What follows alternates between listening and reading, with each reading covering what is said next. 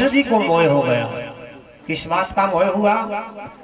युधिष्ठिर कहने लगे, हे द्वारकाधीश, देखो हमने अपने ही बांधवों को युद्ध में परास्त करके, अपने गुरु चाचा पितामह आदि को परास्त करके उनको मृत्यु के घाट पर उतार कर राज प्राप्त किया। ऐसे राज की क्या आवश्यकता? युधिष्ठिर को मोह होता है और ऐसा होता भी है। देखो जब कोई सामने होता है तो सामने वाले से विरोध होता रहता है तो कुछ भी कहते रहते हैं। जब सामने वाला नहीं रहता तब उसकी याद आती है।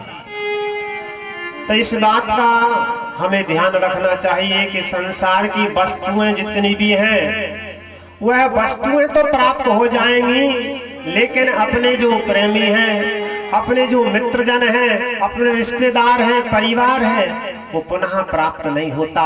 ना कुछ संपत्ति के लिए परिवार जनों से झगड़ा नहीं करना चाहिए। और जहां पर संपत्ति के लिए लड़ाई लड़ी जाती उसी का नाम तो महाभारत है।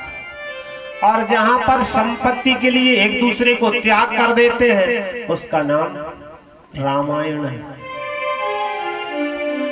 रामचरित में तो आप सुनते हैं ना, इतनी बड़ी संपत्ति एक दूसरे को त्याग दी। बड़े भाई चाहते हैं हमारा मंझला भाई राजा बना रहे, हमें कोई जरूरत नहीं है। और छोटे भाई चाहते हैं नहीं, बड़े भाई के सामने हम राजा बने, ये बात उचित नहीं है।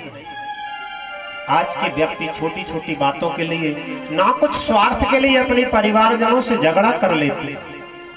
तो द्वारकाधीश ने अपने पांडवों के लिए समझाया, युधिष्ठिर की समझ में नहीं आई। फिर प्रातः काल होते ही भगवान पांडवों के लिए पितामह भीष्म के पास ले गए। भीष्म पितामह जो बाणों की सैया पर पड़े थे, जिनके रोम रोम में बाण लगे हुए थे, और पितामह भीष्म बाणों की सैया पर पड़े हैं। द्रौपदी के साथ पांडव और द्वारकाधीश जाकर के पितामह भीष्म को प्रणाम करते हैं।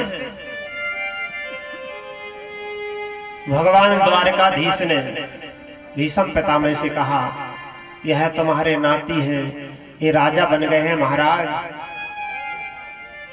इनके लिए किस तरह से राज चलाना चाहिए मार्गदर्शन दीजिए। भीष्म पितामह कहने लगे, हे द्वारकाधीश, आप तो जगत के गुरु हैं, आप सब कुछ जानने वाले, सब विद्याओं में निपुण हैं, जिनके साथ में स्वयं द्वारकाधीश रहते हो, मैं उनको क्या सिखाऊं? मैं उनको क्या धर्म सिखाऊं, क्या राजनीति सिखाऊं? आपसे बड़ा कोई गुरु नहीं है, इसलिए आप ही इनको शिक्षा प्रदान कीजिए। भगवान जी ने भीष्म पितामह से एकांत में थोड़ा कान में जाकर के कहा कि देखो, यह युधिष्ठिर जो है वो मुझे छोटा मानते कि छोटा भाई है, इसलिए मेरे द्वारा दिए हुए ज्ञान को सुनकर भी इनका मोह दूर नहीं होता है। आप वृद्ध हैं, इनको शिक्षा प्रदान कीजिए।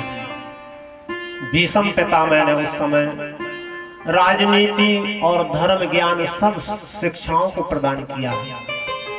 और जब धर्म का वो वर्णन कर रहे हैं उस समय कह रहे हैं, देखो पुत्रों, तुम राजा बन गए हो, राजा के लिए प्रजा प्राणों से भी प्रिय होती है। अपने परिवार जनों का भी यदि कोई अहित हो रहा हो तो प्रजा का अहित ना हो। ऐसा नहीं कि अपने परिजनों की हित में अपनी प्रजा का अहित कर दो। इसलिए अपने पुत्रों के समान प्रजा का पालन करना चाहिए। और चाहे वो संसार में एक घर गृहस्थी का मुखिया हो या राजा हो, उसको चारों अर्थों का जिस तरह मर्यादा में पालन करना चाहिए। जैसे चार पुरुषार्थ है ना, धर्म, अर्थ, काम, मोक्ष। लोगों की विचार यह रहते हैं कि धर्म